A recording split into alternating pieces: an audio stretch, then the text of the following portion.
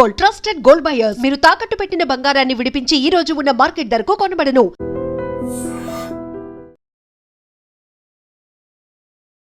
Welcome to lens with Lumbini.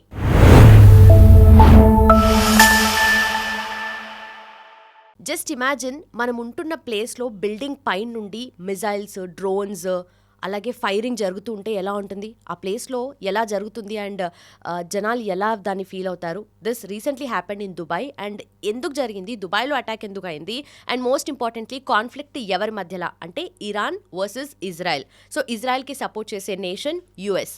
ఎందుకు ఈ conflict arise అయింది అండ్ యుఎస్ మధ్యలో ఎందుకు వచ్చింది, ఎందుకు సపోర్ట్ చేస్తుంది, అండ్ ఈ మొత్తం కేయోస్ అంతా లీడింగ్ టు వాట్ డిస్కస్ చేద్దాం. ఈరోజు మనతో పాటు ఉన్నారు senior most journalist Susheel Rao garu. Let's talk to him. Hello sir, how are you? Lumbini బాగున్నాను, నువ్వు ఎట్లున్నావు లుంబిని? చాలా బాగున్నాను sir. Happy to have you on my show.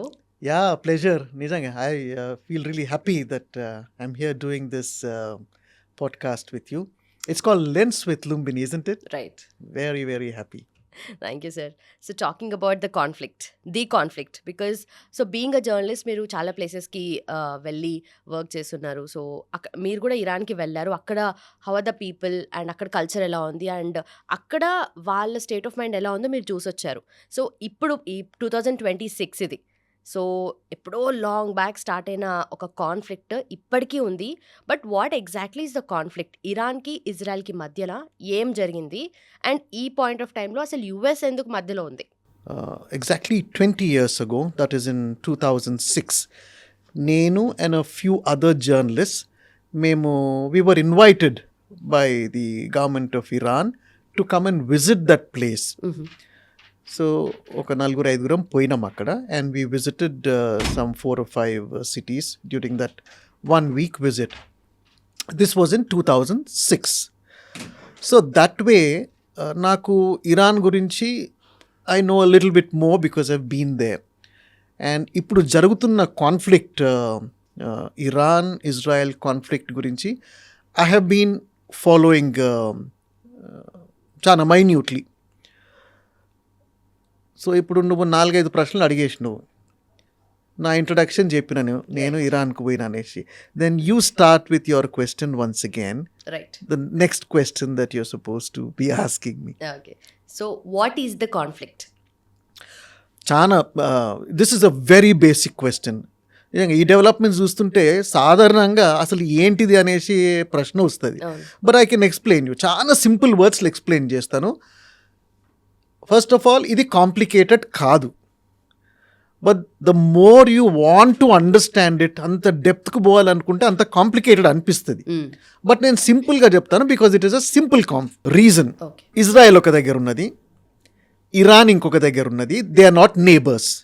The distance between these 2 countries, Lumbini, దాదాపు 2000 kilometers, 1800 or 2000 kilometers. అంటే they are not even neighbours.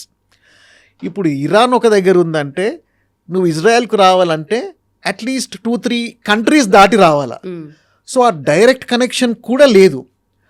So what is this problem between Israel, tiny country, and comparatively larger country called Iran? ఆ ప్రశ్న తప్పకుండా రావాలంతే, మనకు ఎందుకు జరుగుతుంది ఇది అనేసి. బేసిక్ క్వశ్చన్ ఇంకొకటి ఉన్నది ఇక్కడ. Iran and Israel have not been enemies always. 1948లో Israel became a nation. But Israel history is a different history because వేరే కంట్రీస్లో డిస్పర్స్ అయినారు వాళ్ళ హిస్టరీ ప్రకారము. అండ్ 1948లో they came back to Israel. అక్కడ దే బికేమ్ అ నేషన్. ఆ టైంలో చాలా countries they supported the formation of Israel. అందులో ఇరాన్ ఇస్ వన్. కొన్ని కంట్రీస్ అపోజ్ చేసినా కానీ Iran supported the formation of Israel. అంటే there is no enmity, correct? I'm talking about 1948. మళ్ళీ ఇప్పుడు అంటాము అప్పుడు ఎన్మిటీ లేనప్పుడు ఇప్పుడు ఎందుకు వచ్చింది, ఎప్పుడు స్టార్ట్ అయింది, ఎందుకు స్టార్ట్ అయింది? Okay, I'll give you 1 year. 1979 నుండి Israel and Iran literally became enemies. Until 1979, Iran was being ruled by another administration, Shah of Iran అని నువ్వు వినిండొచ్చు. ఇన్ఫ్యాక్ట్ నేను అక్కడ టెహరాన్లో ఉన్నప్పుడు ఆ షా ఆఫ్ ఇరాన్ది స్టాచ్యూ వాళ్ళు అంటే దే డిస్ట్రాయిడ్ ఇట్, కానీ పార్ట్లీ దే కెప్ట్ ఇట్. ఎందుకంటే they wanted to show to people ఇతన్ని మేము డిస్ట్రాయ్ చేసినాం అనేసి. Okay. So half of it was retain just like that, వచ్చా. వన్ పార్ట్ ఆఫ్ టెహరాన్లో. So I was surprised. తీసేస్తే అంత తీసేస్తారు, కానీ ఇదేమో కొంచెం పెట్టినారు అట్లా యాజ్ అ రిమెంబరెన్స్ దట్ మేము ఈ షాను డిస్ట్రాయ్ చేసినాం అనేసి. అదేమైందంటే there was an Islamic revolution against the Shah of Iran. ఎందుకు వచ్చింది revolution? Because Shah had the support of America. అయితే ఇక్కడ కల్చర్ అంతా కూడా చేంజ్ అయిపోతుంది, అమెరికన్ కల్చర్ వచ్చేసింది ఇరాన్లో. So this Islamic revolution wanted to bring in Islamic rule. So దాంతో వాళ్లకు యుఎస్కు ఎన్మిటీ అయిపోయింది. Okay. Islamic revolution was big. ఆ షా ఆఫ్ ఇరాన్ను డీథ్రోన్ చేసేసి then Ayatollah Khomeini he became the leader. Okay. ఇప్పుడున్న మొన్న చనిపోయిన అతని పేరు ఖామేని, ఆయన ఖొమేని. ఓకే. సో ఇది మనం మాట్లాడుకునేటప్పుడు ఎప్పుడన్నా కన్ఫ్యూజన్ వస్తే first is Khomeini, the one who died recently is Khamenei. So Ayatollah became the leader. నేను ఇరాన్కు పోయినప్పుడు అతను గ్రేవ్ దగ్గర కూడా we sat there for some time because we were invited there, we were taken there also. So 79లో Iran became anti US. ఆ sentiment మీదనే they was change of power. అదే టైంలో since Israel was friends with US, naturally Iran became an enemy to Israel. Okay. Israel అనే country, this is the only Jewish nation in the entire world, and this Jewish nation is surrounded by Islamic or Muslim countries. Okay. So Iran is Islamic, the other countries are Islamic, Muslim, some of them are secular, but still they are, all those Arab nations are. ఇక్కడ Israel ఏమైందంటే isolate అయిపోయింది.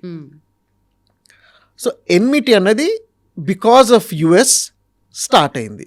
Iran became an enemy to America, Iran became an enemy to Israel.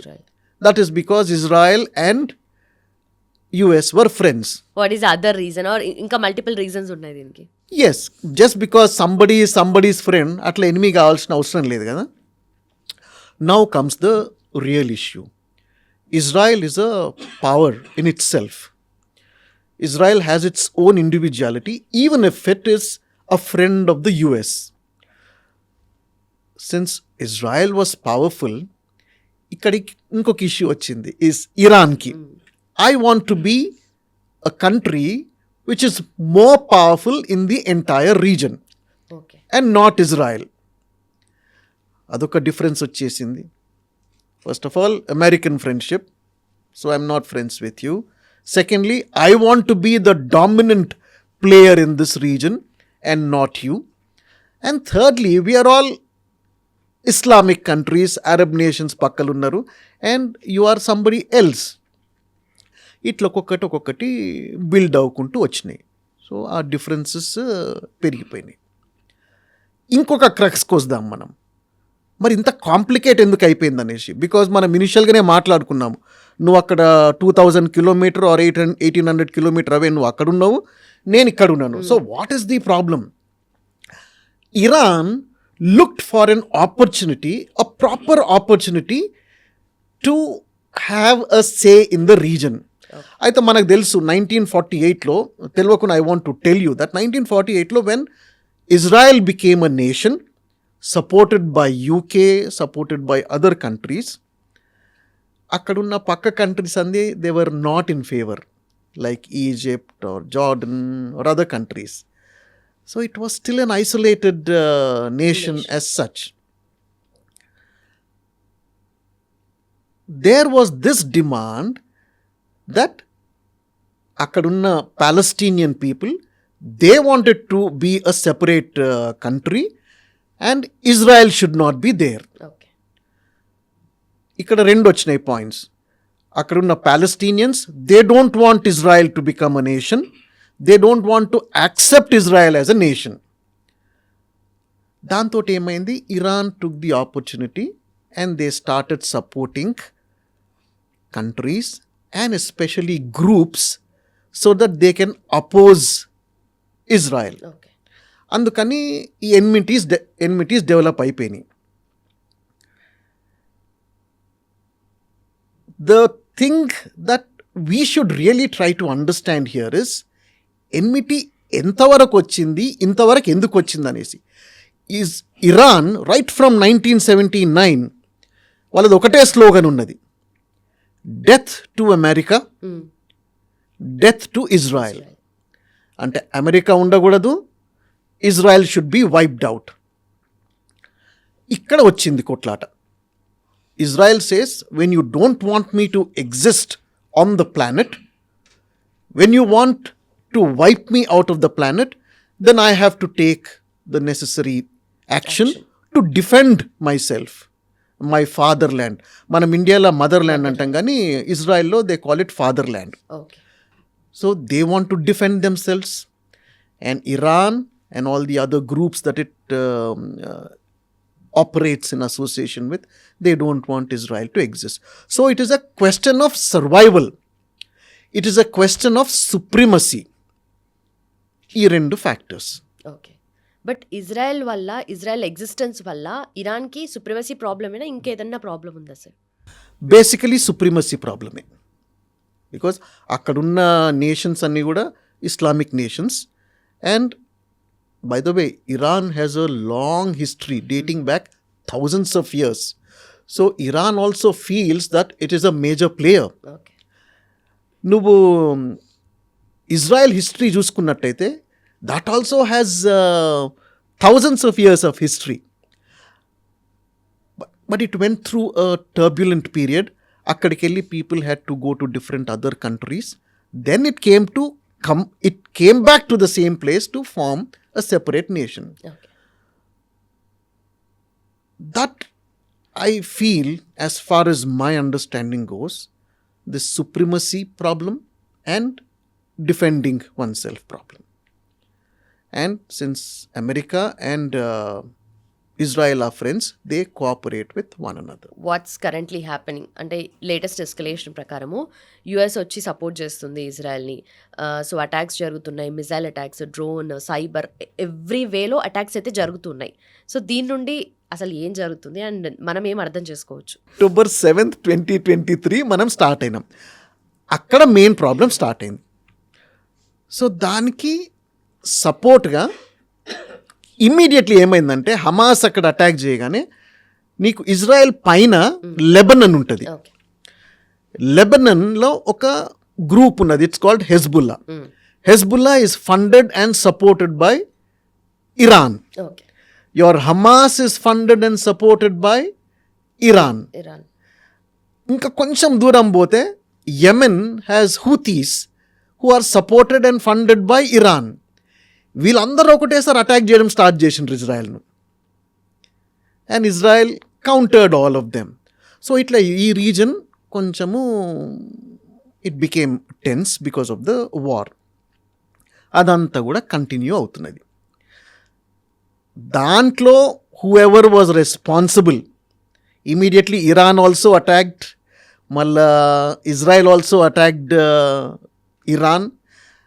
The difference in February 28th, 2026 attacks ఏందంటే, చిన్నగా అప్పుడప్పుడు వాళ్ళు direct attacks చేసుకున్నా కానీ కొంచెము Iran and Israel, this was completely officially direct. ఒక ఇన్సిడెంట్ నేను మళ్ళీ చెప్పాలి నీకు, ఇది కంటిన్యూ చేయకముందు. వీఆర్ టాకింగ్ అబౌట్, నేను స్టార్టింగ్లో మెన్షన్ చేసినాను, dominance. Israel wants to be a nuclear power. అది కాకుండా ఉండనీకి ఇరాన్ కొన్ని ప్లేసెస్ డిస్ట్రాయ్ చేసినారు. But the main attack, it happen because of US, which used its own aircraft to completely destroy the place where they were trying to make a bomb. Okay. Trying to అన్న మాటనే use చేయాలా, because Iran never said we're making a bomb అనేసి. But నువ్వు progress చూస్తూ ఉంటుంటే where are you heading అని అర్థమైపోతుంది కాబట్టి they destroyed all those facilities. Trump ఏం చేసిండు, US administration they conducted another round of talks with Iran. మీరు అవన్నీ మళ్ళీ మొదలు పెడుతున్నారు, ఇది కావద్దు అనేసి. ఆ టాక్స్ అవుతుండగానే Israel went and hit Iran. Okay. So Iran అంటుంది దిస్ ఇస్ అన్ప్రొవోక్డ్. మీరు అమెరికా మాతోటి your holding discussions at another place, officials మాట్లాడుకుంటున్నారు, ఓకే, మినిస్టర్స్ మాట్లాడుకుంటున్నారు. How can you suddenly come and attack Iran unprovoked? ఇక ఇక్కడ ఎవరు right ఎవరు wrong, ఇప్పుడు చెయ్యొచ్చా ఇప్పుడు చెయ్యకూడదా, ఇట్లా చెయ్యొచ్చా ఇట్లా చెయ్యకూడదా, these are all questions that the public can debate about. It depends on what you're discussing. First time Lumbini day time attacks, Israel attack చేస్తే they attacked an educational institution also. There were several deaths. But the main target, Khamenei, he is the supreme leader. He was killed in the attack. Okay. దానికన్నా ముందు ఒక at least 7 top లీడర్స్ను చాలా plan తోటి Israel targeted. So Iran has always been saying we're in favour of talks. Okay. US has always tried to hold these talks. Suddenly, Israel does what it wants to do, doing these attacks, because it has a personal agenda also. Tappakunda in coordination with USA cheyalani em ledu. Because meeru, when you don't want me to exist, then I'll have to defend myself. And Israel sometimes does things without telling US also. Okay. ఒక clip తర్వాత వీలైనప్పుడు చూడాలా. ఈ 12-day war end అయిపోయినాక కూడా it is continuing. Israel is attacking Iran. అప్పుడు Trump ఈ expresses anger at Israel. వాళ్ళు ఏం చేస్తున్నారో వాళ్ళకే తెలుస్తలేదు, ఎందుకు చేస్తున్నారో అనేసి. సో ఇండిపెండెంట్గా దే ఆర్ యాక్టింగ్. ఓకే. ఇంకొక డెవలప్మెంట్ కూడా అయింది which we should know, because మనం స్టార్టింగ్లో ఏమనుకున్నాము, Israel is an independent nation, it's a Jewish nation, it's there alone. Surrounding you have Islamic countries or Muslim nations, and Iran is an Islamic administration nation అనుకుందాం. What Israel did was, అంటే that's their strategy and it has worked also, Lumbini. Okay. It started developing friendship with some of those Muslim nations. అక్కడ ఇరాన్కు కొంచెం భయం అయిపోయింది.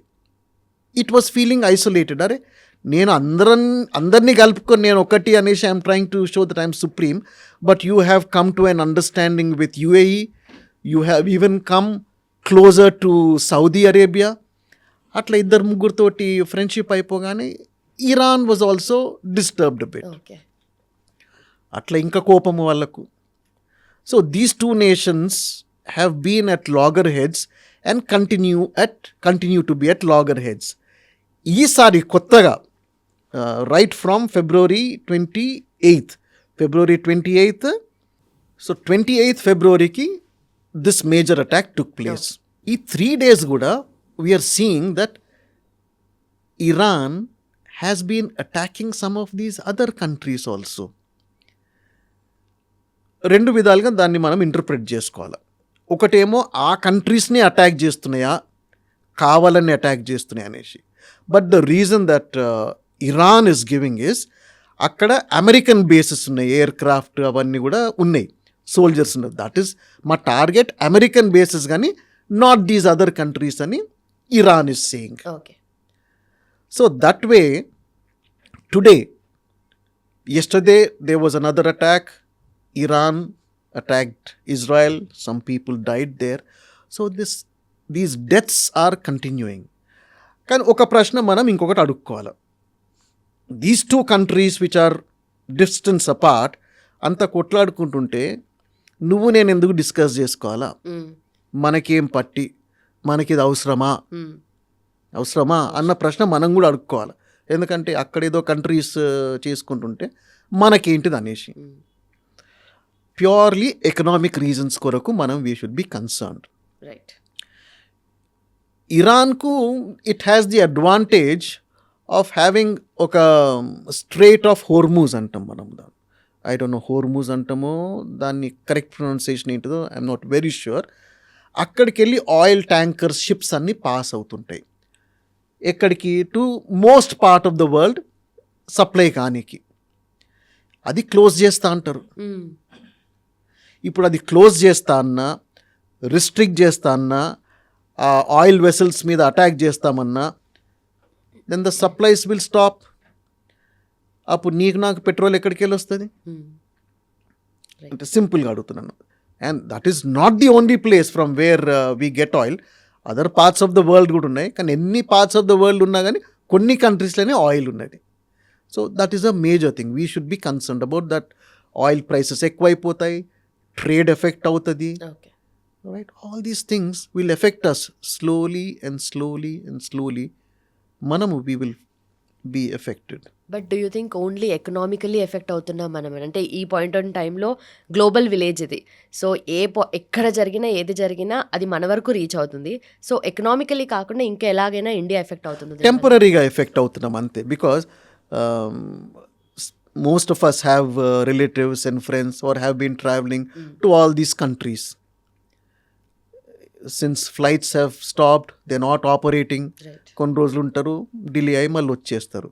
That is temporary effect అంతే. But ఈసారి మనం చూసింది ఏంటంటే మన ఇండియన్స్ చాలామంది కూడా they go to Iran to pursue medical studies. వాళ్ళు కొంచెం ఎఫెక్ట్ అయినారు. ఇప్పుడు కూడా దేవర్ ఆస్క్ టు కమ్ బ్యాక్, కానీ వాళ్ళు రాలేదు.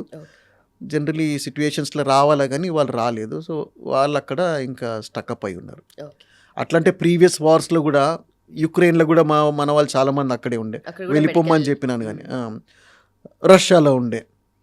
సో బికాజ్ మన స్టూడెంట్స్ వెళ్తారు చదువుకోవడానికి, అక్కడ ఇట్ ఈస్ చీపర్.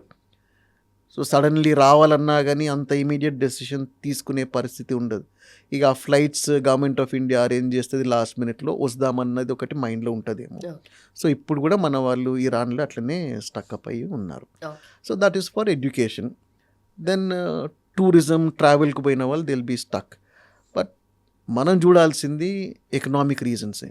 సో బేసిక్గా ట్రంప్ ఎఫెక్ట్ ఏముంది అని చెప్పేసి, US has been friends with Israel for a long time now, పెద్ద హిస్టరీయే ఉంది. బట్ ఈ ప్లేస్లో ట్రంప్ ప్రెసిడెంట్ కాకపోతే వేరే వాళ్ళు అయి ఉండరు. బట్ ట్రంప్ ప్రెసిడెంట్ కాబట్టి ఈ ఎఫెక్ట్ అనేది ఏ లెవెల్లో ఉంది? అరే మంచి ప్రశ్న అడిగినవు లుంబిని, మంచి ప్రశ్న అడిగినవు. ఎందుకంటే నీకు correct, because this administration is different. Right. Republican administration is different. రిపబ్లికన్లో ట్రంప్ ప్రెసిడెంట్ ఉండడము ఇట్ ఈస్ డిఫరెంట్. ఎందుకంటే ఇతను చాలా స్ట్రాంగ్ రియాక్షన్స్ అవుతుంటాయి అయినాయి. కొంచెము I take you back. When Obama was president of the US, అతను కూడా కొంచెము ఇజ్రాయెల్కు సపోర్ట్ చేసినట్టు, ఇరాన్ తోటి టాక్స్ చేసినట్టు, వాళ్ళను మీరు న్యూక్లియర్ పవర్ కాకుండా యూ డూ దిస్ అనేసి శాంక్షన్స్ ఇంపోజ్ చేసిండు. ఏమనంటే you cannot do business because నువ్వు ఈ మనీ అంతా కూడా నువ్వు న్యూక్లియర్ పవర్ కావడానికి చేస్తున్నావు అనేసి శాంక్షన్స్ ఇంపోజ్ చేసిండ్రు. Iran was affected. వాళ్ళు ఒక టైప్లో పోయినరు. తర్వాత బైడెన్ వచ్చినాక కూడా ఫస్ట్ టైం ట్రంప్ వచ్చినప్పుడు ఆయన కూడా కొంచెం స్ట్రాంగ్ యాక్షన్ తీసుకున్నాడు. మళ్ళీ బైడెన్ వచ్చినాక ఏం చేసిండు, రేలే మళ్ళీ మనం మాట్లాడుకుందాము, మీరు అట్లా you should not become a nuclear power అని ఆయన చేసిండు. ఈ ట్రంప్ నువ్వు అన్నట్టు చాలా యూనిక్ డెసిషన్స్ ఇతని. అవుట్ అండ్ అవుట్ నీకు ఆపర్చునిటీ ఇస్తున్నాను, ఈ 60 days లోపల మన టాక్స్ ఫ్రూట్ఫుల్ కాకపోతే then you should be ready అన్నాడు. Immediately after 60 days Israel attacked Iran last year immediately. ఇప్పుడు మొన్న కూడా 2 daysలో వి వాంట్ డెసిషన్ అని అనుకున్నారు, అది అయిపోనే లేదు, అటాక్ అయిపోయింది. సో ట్రంప్ ఇస్ సంబడి చాలా స్ట్రాంగ్ డెసిషన్స్ తీసుకుంటాడు, చాలా ఫర్మ్ డెసిషన్స్ తీసుకుంటాడు. కొన్ని యాక్సెప్టబుల్ టు ఇంటర్నేషనల్ కమ్యూనిటీ, కొన్ని not acceptable to international community. But అతను ఒక ఇండివిజువల్ కాబట్టి he takes his own decisions. So ఇంత గ్లోబల్ టెన్షన్ మధ్యలో రీసెంట్గా దుబాయ్ ఎయిర్పోర్ట్ కూడా బ్లాక్ చేశారు కదా, so why is it sir? Exactly నేను ఇదే పాయింట్కి వచ్చినాను. నేను over a period of time ఏమైపోయిందంటే Israel became friends with several other countries in the region. Originally enemies or rivals అనుకున్న వాళ్ళల్లో వీళ్ళందరూ ఫ్రెండ్స్ అయిపోయినారు in one way or the other. దాంతో ఏమైపోయింది, ఆ డిస్టెన్స్ బిట్వీన్ ఈ దుబాయ్ కానీ యుఏఈ కానీ అబుదాబి వీళ్ళందరికీ ఇరాన్ తోటి కొంచెము డిస్టెన్స్ పెరిగింది. అట్లా ఇరాన్ లాంచ్డ్ అటాక్స్. కానీ Iran has been saying one thing, ఏమనంటే మేము అమెరికన్ బేసెస్ ఎక్కడున్నావో అక్కడనే అటాక్ చేస్తున్నాం అనేసి. మరి కానీ ఎయిర్పోర్ట్స్ కూడా దే కేమ్ అండర్ అటాక్. దానికి ఇంకొక ఇంటర్ప్రిటేషన్ ఏంటంటే వాళ్ళు ఇరాన్ వాళ్ళు missiles they were firing at ఏది అమెరికన్ బేసెస్, కానీ వీళ్ళు దాన్ని స్టాప్ చేసేసరికి అది అక్కడ పడి అట్లయిందనేసి. అది interpretation, that is an explanation. ఎందుకంటే మనం మాట్లాడుకుంటున్నప్పుడు అన్నీ కరెక్ట్గా మాట్లాడుకోవాలి, ఇది ఇది ఇది ఇది అనేసి, బికాజ్ మనకు ప్రాపర్గా అండర్స్టాండ్ కావాలా. మనం ఇక్కడ it is not our region, we need not take any side, we should not take any side, because we're discussing కదా, ఒక ఇష్యూ డిస్కస్ చేసుకుంటున్నాం మనము. అది ప్రాపర్గా అండర్స్టాండ్ చేసుకొని మనం ఇవన్నీ మాట్లాడుకుంటూ వచ్చినాం. సో ఇప్పుడు speaking about India relationship with Iran ఎలా ఉంది, ఇజ్రాయెల్ ఎలా ఉంది? చాలా మిస్టీరియస్ అనిపించింది. మొన్న ఖమేనీని చంపినాక ఇండియా సాధారణంగా ఎనీ హెడ్ ఆఫ్ కంట్రీ చనిపోతే కండోలెన్సెస్ అట్లా అవన్నీ చెప్తుంది ఎవ్రీ నేషన్ జనరలీ. కానీ మన ఇండియాకి అలాంటి రెస్పాన్స్ ఏం లేకుండే. సో దట్ షోస్ రిలేషన్షిప్ మనము we don't want to be in favour of Iran అనేసి. కానీ are we against Iran? No, we're not against Iran. ఇప్పుడు కూడా oil we import from Iran. So మన relationship with Iran is proper. ఈ issue వచ్చేసరికి India కొంచెము it has stayed away. Israel తోటి మన relationship is very strong. Indian relationship is very very strong right from the beginning, because డిఫెన్స్కు we also depend on Israel. Tragedy ఏమైపోయిందంటే ఇరాన్కి ఇప్పుడు అది ఏం ఎక్స్పెక్ట్ చేసిండ్రో వాళ్ళకి అది కాలేదు. They expected a lot of support from China and Russia. ఇద్దరు కూడా మంచి ఫ్రెండ్స్, సపోర్ట్ ఇచ్చిండొచ్చు in some way or the other. కానీ ఇంత ట్రాజిక్ సర్కమ్స్టాన్సెస్కు రాకుండా ఉండనీకి both China and Russia did not come forward. So our relationship with Iran is still there, will be there. Israel, it will continue. Enduku Lumini, February 27th ki Prime Minister Modi was in Israel kada. 27th ki was there, 28th ki attacks అయినాయి. So వాళ్ళు ఇలాంటివి ఏమైనా చేసేటప్పుడు కూడా కొంతమంది friends అనే వాళ్ళకు maybe they will discuss, maybe they will not discuss. But that friendship is there. India has good relations with Israel. India has a relationship with Iran also. So ఓవరాల్గా చూసుకుంటే ఇన్ని టెన్షన్స్ మధ్యలో ఇది ఎంతైనా ఆ రీజన్ వరకు మాత్రమే కాదు, ఓవరాల్గా గ్లోబ్ అనేది కూడా డివైడ్ అవుతుంది కదా ఏదో ఒక పాయింట్ ఆఫ్ టైంలో. సో ప్రాక్సీస్ అయిపోతుంది. సో ఇప్పుడు ఎంతవరకు వచ్చింది ఆ లెవెల్? ప్రాక్సీస్ అన్న మాట నువ్వు యూజ్ చేసినావు కాబట్టి ఇంకొక చిన్న ఎక్స్ప్లెనేషన్ నేను నీకు ఇస్తాను. వాట్ ఇరాన్ డిడ్ వాజ్, ఈ ప్రాక్సీ వారే మొదలుపెట్టింది ఇజ్రాయెల్ తోటి. ఐ టోల్ యూ, ఇజ్రాయెల్ ఇక్కడ ఉన్నది అనుకో లుంబిని, నీకు ఇజ్రాయెల్ పైన లెబనన్లో it started giving support to హెజ్బుల్లాకు ఆర్మ్స్ సప్లై చేసింది, ట్రైనింగ్ చేసింది. So as a proxy it was fighting against proxy of Iran, fighting Israel. ఎక్కడ ఉండి? లెబనన్లో ఉండి. అట్లని నువ్వు ఈ హెజ్బుల్లాను టెర్రరిస్ట్ గ్రూప్ అని కూడా నువ్వు అనలేము, మనం అనలేము. ఎందుకంటే వాళ్ళు అనుకోరు అట్లా, they call themselves something else. And వాళ్ళకు లెబనన్ పార్లమెంట్లో they have some seats also. So ఈ రీజన్ ఈ గురించి మాట్లాడుకుంటున్నప్పుడు ఈజీగా, not easy is not the word, terror group అనేసి చాలా లూజ్గా మాట్లాడుకోలేము జస్ట్ బికాస్ ఆ group they are having arms or fighting or have guns అనేసి. హమాస్ కూడా proxy of Iran. But Hamas Iran మాటలు తప్పకుండా వినాలని ఏం లేదు. ఓకే, నువ్వు ఆర్మ్స్ సప్లై చేస్తున్నావు, నువ్వు మనీ ఇస్తున్నావు, నువ్వు ఇచ్చేది నీకు కొన్ని ఇంట్రెస్ట్లు ఉన్నాయి, కానీ మేమేం చేయాలనో మేము కూడా అది చేసుకుంటాం, ప్రతిదానికి నిన్ను కన్సల్ట్ చేయాల్సిన అవసరం లేదు. సో అట్లా these groups also have been waging a proxy war against Israel and Iran has been using them. Then ఇరాన్కు వేరే కంట్రీస్ ఎవరన్నా సపోర్ట్గా వచ్చిండ్రా అంటే ఖాళీ సూపర్ఫిషియల్గానే ఉండే ఇప్పటి వరకు. ఎందుకంటే they also didn't want to become part of it.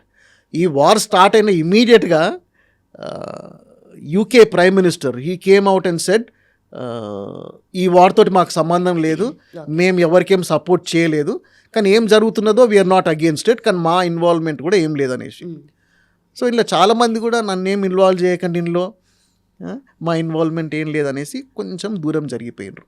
So ఇంత కేయాస్ మధ్యలో వాట్ ఇట్ లీడ్స్ టు అంటే ఏం చెప్తారు? యాక్చువల్లీ ఇంతవరకు కంటిన్యూ కాకూడదు అది, ఎందుకంటే వాళ్ళ ఒక మోటివ్ ఉండే, అది 28 ఫిబ్రవరికి అయిపోయింది. కానీ ఇజ్రాయెల్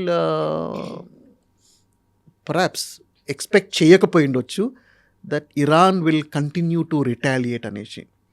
చాలా స్ట్రాంగ్ రిటాలియేషన్ ఉన్నది ఇరాన్ నుంచి, వెరీ స్ట్రాంగ్ రిటాలియేషన్.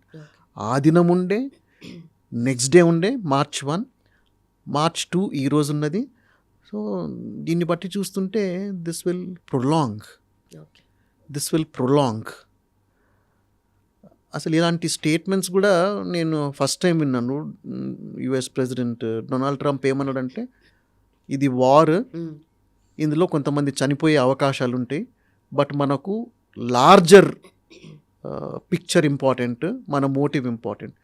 అంటే ఫస్టే అట్లా చెప్పడం కూడా, చనిపోయినాక అరే ఇట్లా చనిపోయినరు అనేసి అనుకోవడం వేరు, but there will be deaths అని అనడము అంటే ఎంతకాడికి ఈ countries decided they will go అన్నది మనకు తెలిసిపోతుంది. సో వాళ్ళు అనుకున్న మోటివ్ అది ఫుల్ఫిల్ అయ్యే వరకు దీన్ని బట్టి చూస్తే it will continue. But what is that motive ఏంటి అండ్ ఆ లార్జర్ పిక్చర్, లార్జర్ గుడ్ అని ఏం ఎక్స్పెక్ట్ చేస్తున్నారు వాళ్ళు? నేను ఒక పాయింట్ చెప్పనీకి మిస్ అయినను, నీ ప్రశ్నతోటి నాకు అది గుర్తొస్తుంది. It is easy to relate, correct. So both Israel and US ఒక క్లియర్ కట్గా మాట్లాడుతున్నారు. ఏమంటే, మేము we're against your rulers, we're against your political leadership, we're against your supreme leader, but we're not against the people of Iran. Okay, మీరు మీ గవర్నమెంట్ని మీరు change చేసుకోండి, మీకు ఏమేమి కావాలనో మేము అన్ని సప్లై చేస్తాము, we will be friends with you, so we're your friends అని both these countries are saying. Israel is saying that, US is saying that. Internally ఏం జరుగుతుందన్న పిక్చర్ మనం చూస్తున్నట్టయితే 2 పిక్చర్స్ వస్తున్నాయి. ఒకటేమో ఈ డెమాన్స్ట్రేషన్స్ అగేన్స్ట్ ది అటాక్స్ అనేసి, ఇంకో దగ్గరనేమో mourning by people of Iran.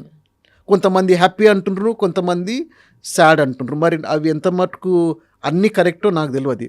తప్పకుండా మోర్నింగ్ అనేది ఉంటుంది. ఈ సెలబ్రేషన్స్ అనేటి నేను చూసినంత మాత్రాన, as far as I'm concerned, Iranians in other countries celebrate చేస్తున్నారు, కానీ నాకు తెలిసి ఇరాన్లో సెలబ్రేట్ చేస్తున్నట్టు I have not come across anything. So the people of Iran, they are in a mourning stage. Whether they like those developments or not అన్నది I don't know. I can't go by reports that are appearing in the media also. So here comes the press role. Media role ఎలా ఉంది ఈ entire సినారియోలో, globally and also locally? మనం అదే కాంటెక్స్లో మాట్లాడుకుందాం media role అనేసి. ఇప్పుడు గాజాలో after Israel started attacking Gaza, it did not allow the press to go and do independent reporting. Okay, నువ్వు అందులోకి పోవాలంటే వీళ్ళ పర్మిషన్ కావాలి, వీళ్ళు పర్మిషన్ ఇవ్వలేదు. సో మరి ఫేర్ రిపోర్టింగ్ జరుగుతుందా? జరగదు. ఎందుకంటే నువ్వు యాక్సెసే ఇస్తలేవు. మరి ఇన్ఫర్మేషన్ ఎట్లా బయటికి వస్తుంది, అక్కడ హంగర్ ఉన్నది, పిల్లలు చనిపోతున్నారు, సప్లైస్ సరిగా లేవు అనేసి. ఆ ఇన్ఫర్మేషన్ అంతా కూడా సమ్ ఏజెన్సీస్ అక్కడ పనిచేస్తున్నారు కదా in Gaza to provide food which is supplied by Israel or other countries. ఆ ఏజెన్సీస్కి వెళ్ళి ఇన్ఫర్మేషన్ బయటికి వస్తుంది. సో వాళ్ళ ఇన్ఫర్మేషన్ ప్రకారము ఈ గాజాలో ఉన్న people they are suffering. Israel చెప్పేది ఏమంటే మేము వాళ్ళకి కావాల్సినంత ఫుడ్ పంపిస్తున్నాము, సప్లైస్ పంపిస్తున్నాము, స్టాక్స్ పంపిస్తున్నాము. So one kind of media Israel ఏం చెప్పిందో అదే రాస్తారు. అనదర్ కైండ్ ఆఫ్ మీడియా మాకు వీళ్ళ దగ్గరికి వెళ్ళి ఇన్ఫర్మేషన్ వస్తుంది కాబట్టి మేము ఇది రాస్తాము, మేము ఇదే రాయగలుగుతాం అనేసి. ఈ సిట్యుయేషన్ ఇజ్రాయెల్ కూడా అర్థం చేసుకొని ఏం చేసిందంటే because the world was concerned, అక్కడ పిల్లలు చనిపోతున్నట్టు ఇన్ఫర్మేషన్ వస్తుంది, ఇమేజెస్ వస్తున్నాయి, వాట్ ఈస్ ఇజ్రాయెల్ డూయింగ్ అనేసి. చాలామంది countries were against Israel, though earlier they were in favour of Israel, they started speak. ఇప్పుడు ఇజ్రాయెల్ కొంతకాలం నుంచి కొన్ని మీడియా హౌజెస్ను వాళ్ళంతలో వాళ్ళు ఓన్గా తీసుకుపోయి చూపిస్తున్నారు, ఇగో ఇక్కడ ఇట్లుండే, ఈ టన్నల్స్ ఇక్కడ ఉన్నాయి, వీళ్ళు ఇట్లా చేసిండ్రు అనేసి. మళ్ళీ అది ఫ్రీ రిపోర్టింగ్ అంటామా మనము? ఫ్రీ ఎట్లా ఉంటుంది చెప్పు? నువ్వు వెనుకొక గన్ను ముంగట ఒక గన్ను పెట్టేసి నువ్వు చూసి రాయంటే. ఆ ఇండిపెండెంట్ రిపోర్టింగ్ అనేది ఈ పరిస్థితులల్లో మనకి ఎక్కడ కనబడదు, ఎక్కడ కనబడదు అంటే వరల్డ్లో ఎక్కడ కనబడదు, వార్ జోన్లో వాళ్ళు తీసుకపోతే తప్ప. బట్ ఎంత బయాస్డే కదా అప్పుడు. అది బయాస్ అని ఎట్లా అంటాము? నువ్వు ఇచ్చిన ఇన్ఫర్మేషన్ నేను రాయాలనుకుంటున్నాను. For example Israel is putting out reports, videos ఇస్తున్నారు, నీకు అదొక్కటే సోర్స్ అయినప్పుడు నువ్వు వాళ్ళు చెప్పేది నువ్వు రాస్తావు.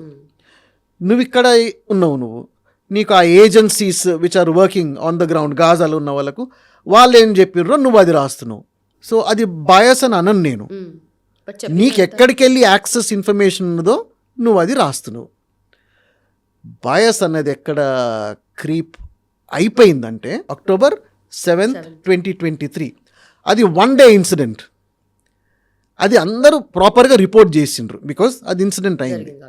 కానీ 3 years తర్వాత కూడా people are dying in Gaza అనేసరికి అది కంటిన్యూస్ రిపోర్టింగ్ అయిపోయింది. అప్పుడు ఇజ్రాయెల్ ఏమనుకుంటారంటే ఇది బయాస్డ్ రిపోర్టింగ్ అనుకుంటారు. ఎందుకు?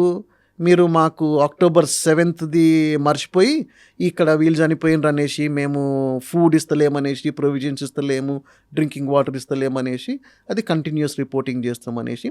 సో ఈ 2 groups కూడా బయాస్డ్ రిపోర్టింగ్ అనుకునే ఛాన్సెస్ ఉంటాయి. బట్ మీడియా అనేది unless it is government sponsored media. ఇప్పుడు నేను ఇరాన్ పోయినప్పుడు ఒక న్యూస్ ఏజెన్సీకి పోయినాం, పాపులర్ న్యూస్ ఏజెన్సీకి తీసుకుపోయినారు.